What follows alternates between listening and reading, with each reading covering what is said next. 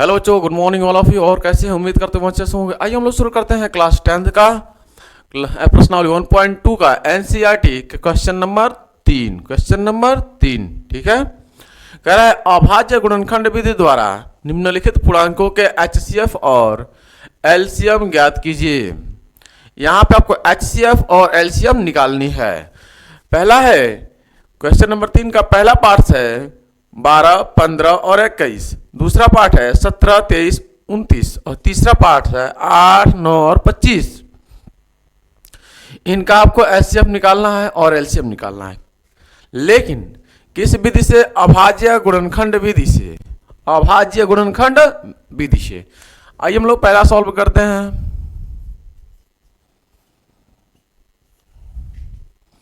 पहला part solve करते हैं। 12, 15 और 21 का अभाज्य गुणनखंड लिखेंगे। तो 12 का अभाज्य गुणनखंड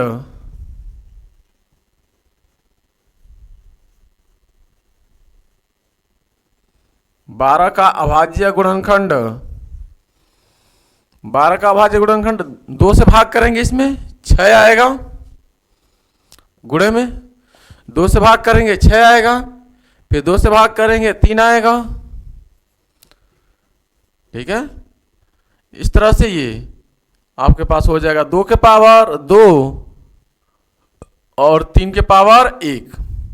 देखें 2 कितनी बार है? 2 बार। तो 2 के पावर 2 और 3 के पावर 1, 3 एक बार आया है।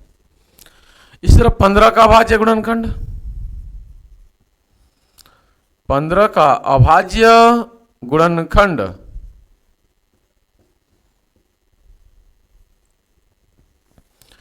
15 में आप भाग करेंगे 2 से तो जाएगा नहीं, 3 से भाग करेंगे तो ये हो जाएगा आपके पास कितना? 3 गुणे में 5, 3 के पावर 1, 5 के पावर 1। अगला 21। तो 21 का अभाज्य गुणनखंड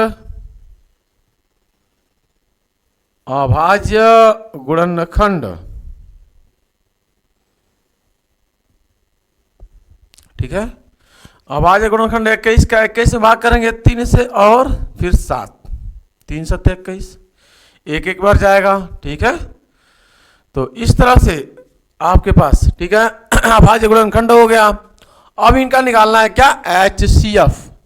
तो आप लिखेंगे एचसीएफ ऑफ 12, 15 और 21 का। 12, 15 और 21 का आप लिखेंगे संख्याओं में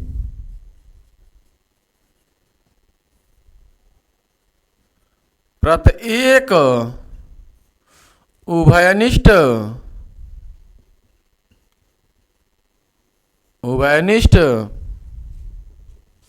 संख्याओं में प्रत्येक उभयनिष्ठ अभाज्य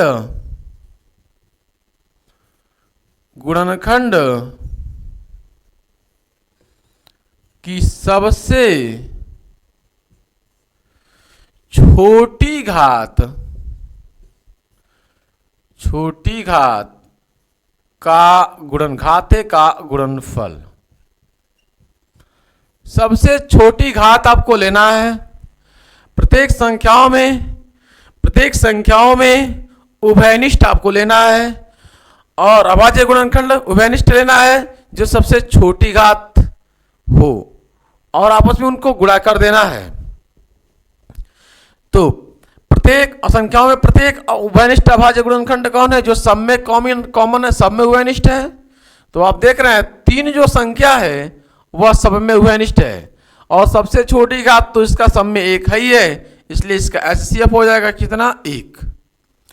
कितना हो जाएगा? 1 हो जाएगा।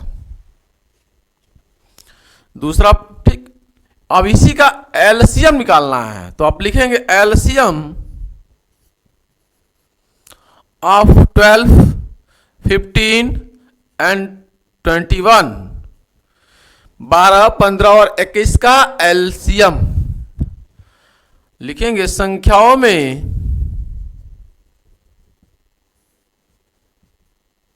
संबद्ध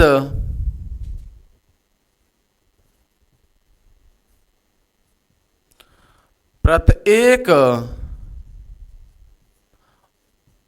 अभाज्य गुणनखंड की सबसे बड़ी घात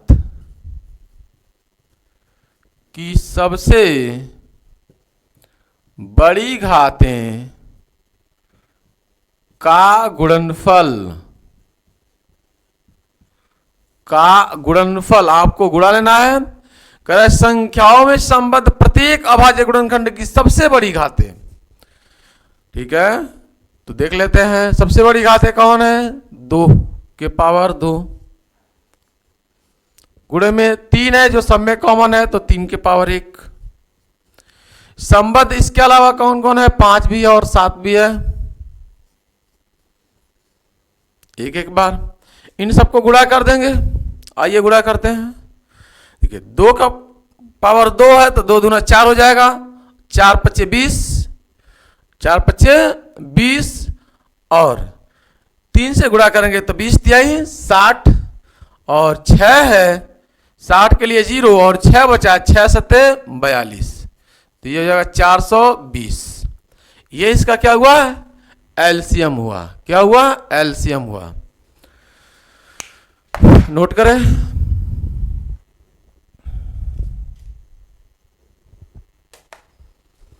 आगे बात करते हैं।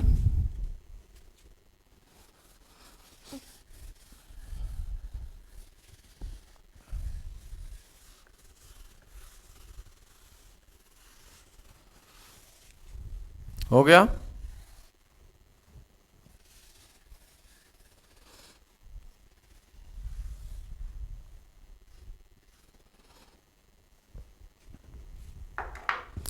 अगला सवाल इसी का दूसरा पार्ट है। ठीक है, 17, 23 और 29 का अभाज्य गुणनखंड लिखिए आप। तो 17 का अभाज्य गुणनखंड, 17 का आप जब अभाज्य गुणनखंड करेंगे तो टूट ही नहीं सकता है। ठीक है, 17 का 17 ही रहेगा। एक लिख दिए हैं ताकि आपको दिखाई देगा कॉमन लेने के लिए। हालांकि एक अभाज्य गुणनखंड नहीं है। 17 किसी संख्या से कट ही नहीं सकती है, इसलिए 17 अपने आप में क्या एक अभाज्य गुणनखंड है, एक अभाज्य संख्या है। ठीक, तो आप 17 का 17 ही लिख सकते हैं, कोई दिक्कत नहीं है। और आप लिख सकते हैं 17 गुणे 1 भी। आगे 17 के बाद 23, 23 का अभाज्य गुणनखंड, अभाज्य गुणनखंड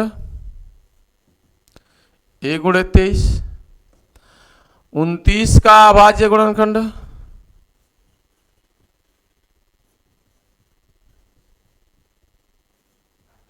एक गुणे 29। अब आप एचसीएफ निकालेंगे, एचसीएफ ऑफ 17, 23 और 29 का एचसीएफ निकालना है। तो आप लिखेंगे संख्याओं में प्रत्येक उभयनिष्ठ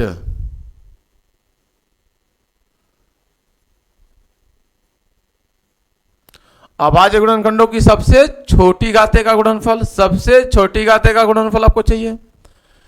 इसमें सबसे छोटी घात क्या है, पहले तो उभयनिष्ठ आप देखिए। उभयनिष्ठ क्या है, इसमें उभयनिष्ठ कुछ दिख ही नहीं रहा है, सब अभाज्य संख्या है, इसलिए हमने 1 लिख दिया ताकि आपको दिखाई देगा 1। एचसीएफ हो जाएगा इसका। ऐसे आप एलसीएम निकाल लेंगे। एलसीएम जो सब में कॉमन होगा, कॉमन क्या है, कुछ नहीं है, तो 1 होगा कॉमन, 1 लिख देंगे आपका एचसीएफ। एलसीएम ऑफ कितना कितने का, 17, 23 और 29 का। ठीक है, तो आप इसी को लिख दें, या तो सबसे बेहतर रहेगा संख्याओं में संबंध सबसे। ठीक है, संख्याओं में संबंध प्रत्येक अभाज्य गुणनखंड की सबसे बड़ी घात का गुणनफल। और सबसे बड़ी घात इसमें क्या दिख रहा है आपको, तो सबसे कोई बड़ी घात है नहीं, सब अभाज्य संख्या है, तो ये अभाज्य संख्याओं का गुणनफल यहाँ पे अभी लिख सकते हैं आप। ठीक है, कि अभाज्य संख्याओं का प्रत्येक संख्याओं के अभाज्य प्रत्येक संख्या, जितनी भी संख्या है, प्रत्येक संख्याओं का गुणनफल, प्रत्येक अभाज्य संख्याओं का गुणनफल। प्रत्येक उभयनिष्ठ ही संख्याओं में संबंध प्रत्येक अभाज्य गुणनखंड की सबसे बड़ी घात का गुणनफल।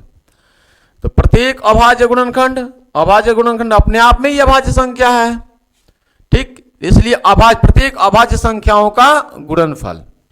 या भी लिख सकते हैं आप, या इसके जगह पे ये लिख सकते हैं, या ठीक है, प्रत्येक अभाज्य संख्या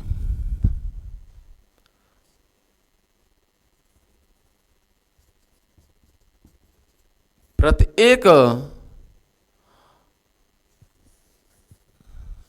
संख्याओं के प्रत्येक अभाज्य, ठीक है, प्रत्येक अभाज्य संख्याओं का गुणनफल, यह बात लिख सकते हैं, प्रत्येक अभाज्य संख्याओं का गुणनफल, प्रत्येक अभाज्य संख्याओं का गुणनफल, क्योंकि अभाज्य संख्या यह है, इसका फैक्टर तो कर नहीं रहे हैं, फैक्टर भी करेंगे तो एक ही आएगा। तो आप ये भी लिख सकते हैं, या ये लिख सकते हैं, या लिख सकते हैं संख्याओं में संबंध प्रत्येक अभाज्य गुणनखंड की सबसे बड़ी घात का गुणनफल, या प्रत्येक अभाज्य संख्याओं का गुणनफल। कितना हो जाएगा भाई?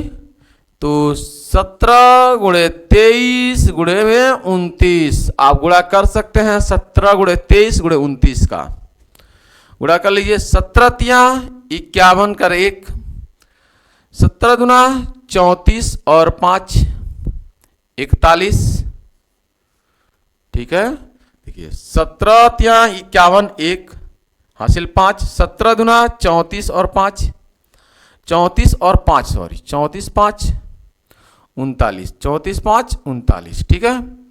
गुणे में 29, गुणे में 29, 29 से गुणा कर लेते हैं। 391 में 29 से गुणा करेंगे तो आप 9 करें 9 9 81 1 हासिल 8 बचा, 9 27 और 8 35, 2 कने 2 2 9 18 2 3 6 1 7 9 2 1 3 8 5 13 3 और 7 3 10 1 11 11 33 9, यानी ये फाइनल कितना हो रहा है? फाइनल आप लिख सकते हैं, ठीक है, 11 33 9। ये आपका क्या हुआ? एलसीएम हो गया। क्या हुआ? एलसीएम हुआ। नोट करें, जल्दी नोट करें।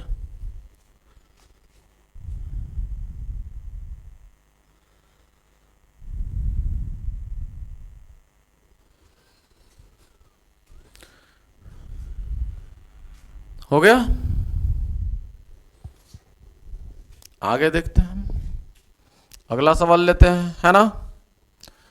सवाल नंबर होगा इतना ही, मिटाएंगे काम भर का ताकि काम चल जाए।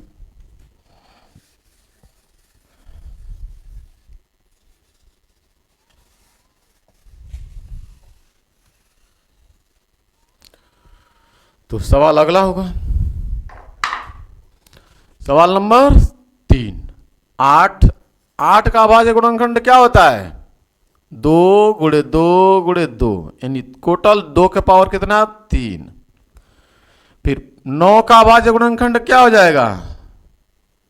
9 का अभाज्य गुणनखंड 3 गुणे 3, यानी 3 के पावर 2।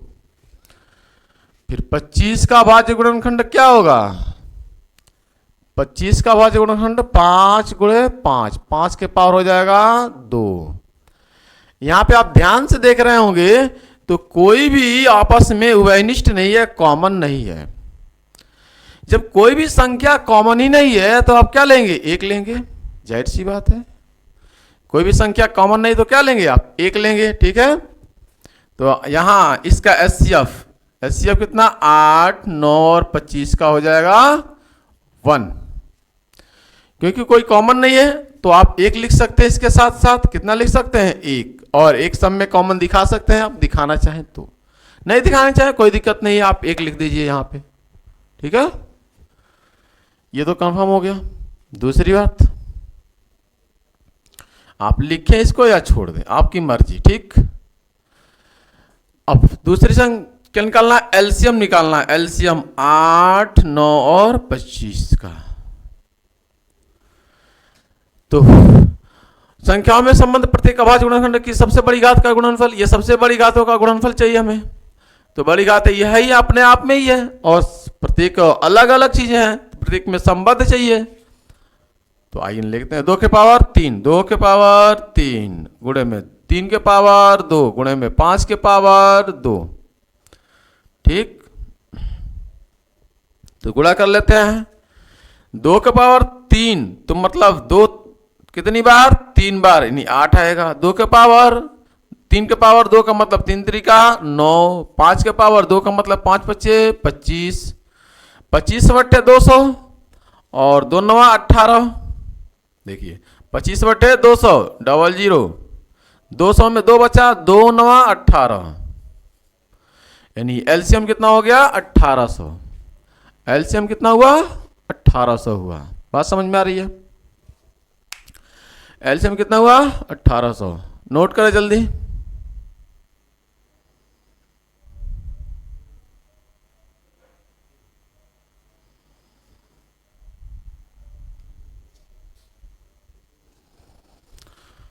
हो गया, अगला सवाल लेते हैं।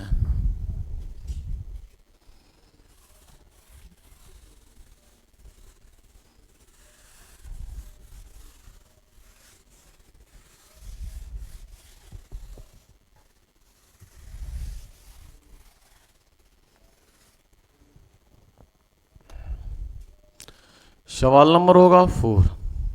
ठीक है, सवाल नंबर कितना होगा 4। सवाल नंबर 4 आपसे क्या कह रहा है? सवाल नंबर आपसे 4 कह रहा है कि HCF ऑफ 306 और 657 बराबर 9 दिया है, बराबर 9 दिया है। और आपसे कह रहा है इसका क्या निकालिए, LCM ऑफ 306 और 657 ज्ञात कीजिए, ज्ञात कीजिए। ठीक है, एलसीएम आपको निकालना है, राइट। तो आप इसको जब सॉल्व करेंगे तो आपको इस बात को पता होना चाहिए कि HCF गुणा एलसीएम बराबर होता है दोनों संख्याओं का गुणनफल। ठीक है, प्रूफ करते समय हम सवाल, इसके पहले वाले सवाल, सवाल नंबर 3 में हमने प्रूफ किया, उस फॉर्मूले को यूज किया है। ठीक है, क्या तो HCF दिया हुआ है, यानी आपके पास HCF ऑफ 306 और 657 दिया हुआ है 9। ठीक है, तो आपको पता है कि HCF ऑफ, ठीक है, HCF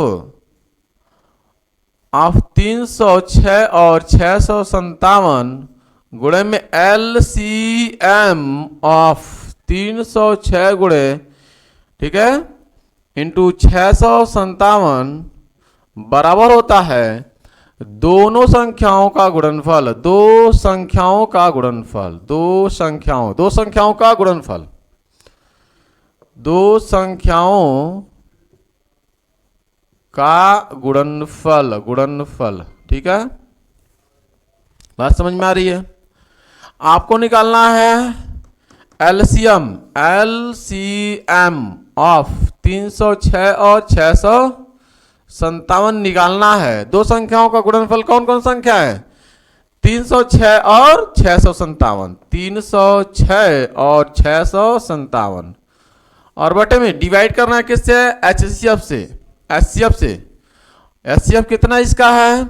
HCF लिख देते हैं, HCF ऑफ 306 और 657, इससे डिवाइड कर लेना है। तो ये कितना हो जाएगा? 306 गुणे में 657 बटे में 9। HCF इसका कितना है? 9 से जब भाग कर सकते हैं, 9 से आप किसी को एक को काट दीजिए, क्योंकि HCF है तो ये भी कट जाएगा, ये भी कट जाएगा, किसी एक को आप काट दीजिए।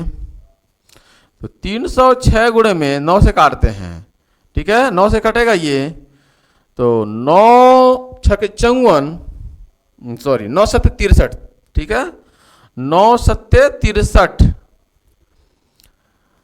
ठीक, 9 सत्ते 63, ये है 65, 9 सत्ते 63, बचेगा कितना यहाँ से 2, 27, 9 3 27, 3 बार, 9 3 27, 9 का पहाड़ा 9 3 27, 3 बार, यानी 73 आ रहा है। आप डिवाइड मल्टीप्लाई कर लीजिए, 306 में आप 73 से मल्टीप्लाई कर लीजिए, 3 छक्के 18, 3 छक्के 18, जीरो पूरा लिख दीजिए, 3 छक्के 18, 3 त्रिका 9, 7 छक्के 42, 7 छक्के 42, 7 त्रिके 21, ये कितना हो गया 8, 2 1 3 और 9 4 13 और 1 1 2 और ये 2, ये टोटल निकल कर आएगा 22 33 8, 22 33 8।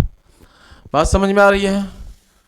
बस मल्टीप्लाई कर देना है, 306 गुणे में 73, 306 गुणे में 73 आप मल्टीप्लाई कर देंगे, आपका आंसर हो जाएगा। ठीक है,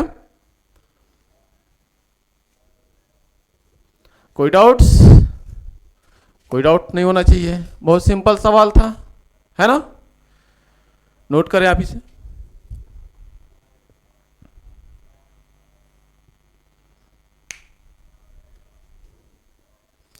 तो इस तरह का सवाल आप लगा लेंगे,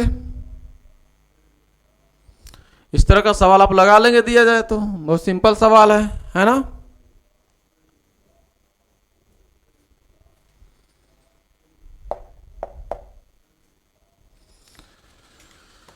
बेटा दे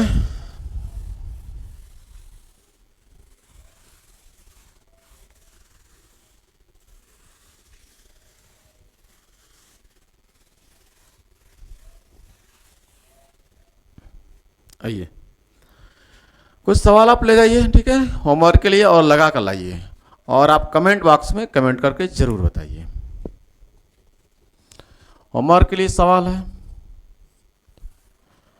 सवाल नंबर 1 है, अभाज्य गुणनखंड विधि से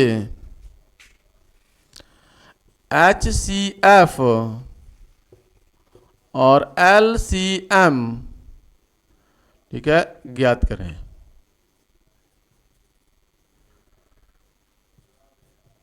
ज्ञात कीजिए, ठीक है, LCM और HCF निकालना है। पहला पार्ट 10 15 18, ठीक है, इसी का दूसरा पार्ट 25 75 और 50, ठीक है, तीसरा 9 27 36 का। इसका आपको HCF और LCM निकालना है अभाज्य गुणनखंड विधि से। एक और सवाल लिख दे रहे हैं, सवाल नंबर 2, यदि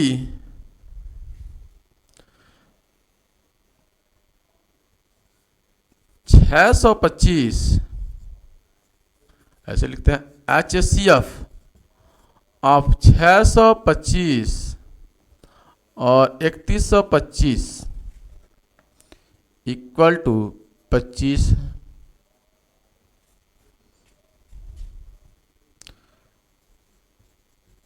तो LCM ऑफ 625 और 3125, ठीक है, ज्ञात कीजिए।